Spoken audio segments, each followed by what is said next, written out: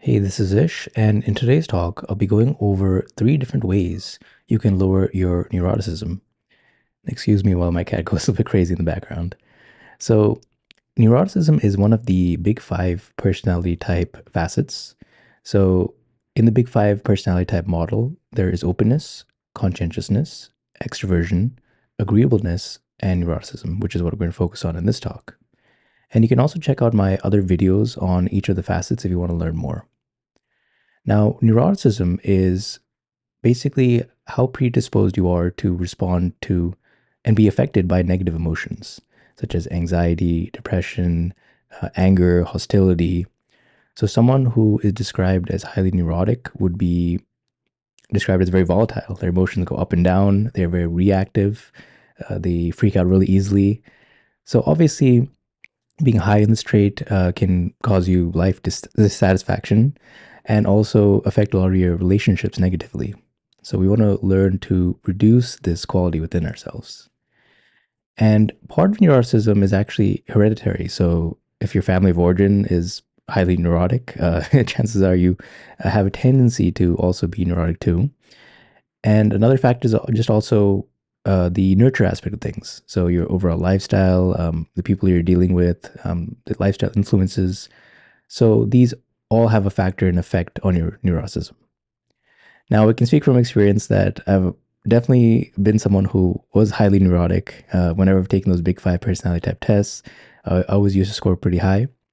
And I think over time, I've actually dropped my neuroticism from a very high standpoint to a very low standpoint. And actually, I've gotten a lot of comments from other people saying you seem very chill, very relaxed. And I can definitely say that due to practicing these specific techniques I'm going to cover in this video, I've actually taken my neuroticism to a very low level now, where my moods and emotions are very stable and I don't get ruffled by things. Now, to tackle neuroticism, you want to really look at it from different angles. So, for both the inner perspective and also different outer lifestyle choices and behaviors you can make. So, I won't go over the outer behaviors that you can take on because that's pretty self-explanatory. Not I'm going to cover that here, but obvious things like diet, nutrition, exercise, all these things have a profound effect on your mood and the stability of your mood. And you can definitely notice a difference between when you are eating really poorly and not exercising, and how that has effect on your mind compared to when you have those things handled. And then when we look into the inner shifts, obviously the thoughts that you habitually think about and your different mindsets and where you put your attention to also has an effect. But really, the first step here is to train your attention to focus on what is going right and what is going well in the environment versus scanning for threats. Because if you're highly neurotic, you will tend to look at threats and be stressed out very easily. It's a constant hypervigilance or over monitoring. So you want to take control of your attention first and focus on what is good in the environment. This is where practices like gratitude, which I've made other videos on, and focusing on what is good in your life can really have this shift where your brain will actually focus on what is positive and well, and this will be a self-reinforcing loop. Now, the first inner shift or exercise that you can take on to change your inner beliefs and attention on where your attention goes is to practice what I call the quote unquote everything is good exercise, or long hair don't care exercise, or in my case, long beard and don't care exercise. Now, here what you're doing in this exercise is that imagine that you have everything handled in your external environment. So all your needs are being met. And let's actually make it a bit unrealistic and crank it up 100%. And let's say you have unlimited money, your health is good, you have all the friends in the world. If you are single, everyone wants to date you. If you're in a relationship, you're in the best relationship ever that's loving. You have all your basic needs taken care of, and you aren't necessarily stressed about anything. And you can see this certain quality in a lot of hyper successful celebrities and A-listers and billionaires and people that just have all their needs met. They kind of walk around in the world with ease. And obviously, a lot of us aren't billionaires or successful celebrities and all that, but we can take this certain mindset that they have where everything is okay because they know they can handle whatever comes their way, whether it's some kind of stress or issue. because they have all the resources at their disposal. And as a result of having this mindset, you won't be ruffled by things all around you because you know that you can take care of it. So as a result, you just walk through the world with ease. Everything's good. I don't have to worry about anything. And obviously, this may seem very fake at first when you're practicing this because if you're highly reactive, everything will set you off. But you can think to yourself, okay, what else if I had everything I need? Would I really worry about this specific issue as much? And most likely, answer is no. So, very minor things that may have set you off, you can easily let go of that. You can also think of it as if you're completely carefree and relaxed, would I really care about this specific issue? Answer is probably not. Now, what is interesting is that you can actually get to the same level of carefreeness, of not being affected by things, if you also have a very strong meditation practice. And I really talk about meditation like all the time because it is so useful for this aspect. When you have a very sturdy and strong meditation practice, you are also unaffected by things because you know that whatever happens, you can handle it. And this is the making the shift from going from external, where you need everything in the environment to be perfect and then you'll be okay, to making the inner shift. And this is where the real, I guess, power comes in because you're internally validated from within and you're internally strong rather than wanting everything in your environment to be perfect. And this is, I guess, one downside of the first technique is that it's great to practice it, but eventually you want to shift to having your meditation practice catch up to having everything in your life all good. Because obviously we can't control everything in the world.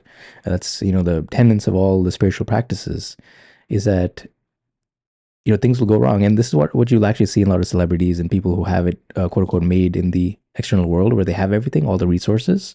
They oftentimes go crazy when they don't get what they want and resort to a lot of diva behaviors. So this is where we want to, again, introduce the second technique now of having a very strong meditation practice. And I can personally tell you from having thousands of hours of logged meditation practice, this is the number one thing you can do to lower your neuroticism levels. You can definitely see a drastic reduction in anxiety, of fear, of depression, all these things through practicing meditation. A lot of the anger, anxiety, maybe grasping at things, attachments, reactivity, all these qualities specifically go down. And you can actually practically notice this when you are anxious or stressed. Notice how your mind feels. Then meditate. And after your meditation, notice how all these specific qualities or states of mind actually reduce in its intensity. And you feel peace, joy, equanimity that replace these qualities. And it may not be a lot if you're first starting your meditation practice, but over time, these qualities of inner stability, of joy, of peace, of letting things go, actually become more of a permanent fixture in your physiology and how you interact with the world. And it's just my personal opinion. I do feel that a lot of people don't meditate enough. I think that if you're highly neurotic, you should do at least an hour of meditation, if not more. When I was going through a lot in my life and I was highly neurotic, stressed, and depressed, I was doing up to 4 or 5 hours a day. But obviously, that may not be applicable in your certain lifestyle or situation, but I would recommend really taking the practice very seriously and meditating a lot because this is what can have a dramatic effect on your neuroticism levels. But one caveat here is that things from your subconscious does come up in your meditation. So if you have gone through a lot of traumatic and stressful things, and it will come up. So you do, again, want to be careful on this and ease off if these things happen and go talk to a monk or a teacher that can guide you on these qualities. But meditation is definitely a practice you want to implement every single day. No excuses if you're highly neurotic. Now, the third technique is to take more action and reconnect with your passions and purpose for being on this earth. So one of the classic tenets of self-development is that action kills worry or rumination. So oftentimes when people gossip or they have a lot of drama in their lives and they're paranoid, whatever it is, they simply don't have enough going on. So they just gossip and ruminate about the same things. But when you are focused on your passion for being and purpose for being on this earth, you'll find that the volume knob of this inner chaos or neuroticism actually goes down. You turn the dial down. And by being completely busy, you'll actually shut off the thinking mind. In addition to your mind silencing, you also have this emptied out feeling when you do contribute in the world. So what I mean by this is that when you're focused on committing to a path in the world and you're actually giving it your all, you'll have this nice emptied out feeling of knowing that you've given in the world.